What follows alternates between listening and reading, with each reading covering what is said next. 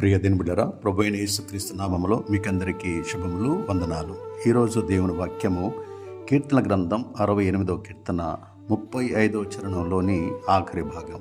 ఇశ్రాయేలు దేవుడే తన ప్రజలకు బలపరాక్రమము అనుగ్రహించుచున్నాడు. దేవుడు స్థితి నొందునుగాక. దేవుడు తన ప్రజలమైన మనకు బలపరాక్రమలను ఎందుకు అనుగ్రహిస్తాడు?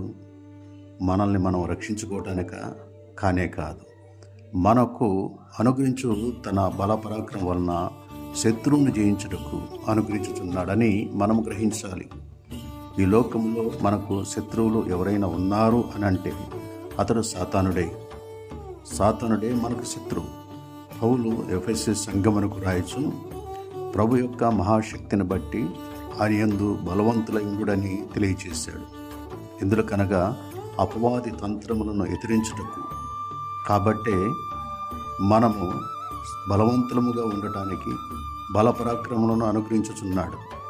ఎప్పుడైతే మనము రక్షణ అను శిరస్త్రాణము, నీతి అను మైమరువు, సత్యమనే దట్టిని, విశ్వాసం అనే డాలును, వాక్యమనే ఖడ్గమును, సమాధాన స్వార్థమైన సిద్ధ మనసును ధరించుకుని ఉంటామో అప్పుడే మనము బలపరాక్రమను గల దేవుని బిడలము కాగలుగుతాం. దేవునికి ఒక సైన్యముగా శత్రువైన సాతానును ఎదిరించు బలవంతులముగా ఉండగలుగుతాం. పరిశుద్ధుడా తండ్రి, శత్రువైన సాతానును ఎదిరించుటకు మాకు బలపరాక్రమమును ఎల్లప్పుడూ అనుగ్రహించమని యేసుక్రీస్తు నామమున అడిగి వేడుకొనుచున్నాము తండ్రి. ఆమేన్.